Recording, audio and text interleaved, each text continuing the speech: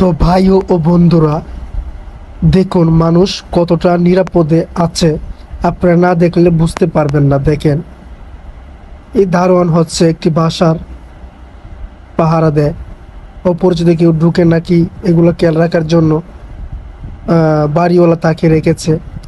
তো রাত্রে অনেক ঘুম পেয়ে যায়, তার খাবারটা হাতে রেখে সে ঘুমিয়ে যায়, বলতে পারে না।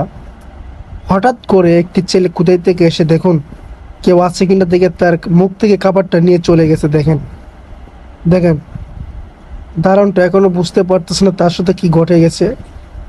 একটু পরে টের পাবে যে তার কি নাই হয়ে গেছে। তার রাতের খাবারটা ছিল, সেটা সে খাইতে পারলো না, দেখেন নিয়ে গেছে। সকালের খাবারটা শুধু রয়ে গেছে। মানুষ কতটুকু নিরাপদে আছে আসলে না দেখলে বোঝা যায় না। যদি সিসি ক্যামেরা না থাকতো তাহলে অবশ্যই ধরা যাইতো না যে কি ঘটে গেছে এই জায়গার ভিতরে।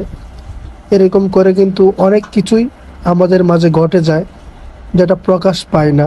আমি এটাই শুধু বুঝাইতে চাইতেছি। দেখেন, সাধারণ খাবারটা কিভাবে ঠুকাই পোলাপানে কিভাবে নিয়ে গেছে, দেখতে পারছেন?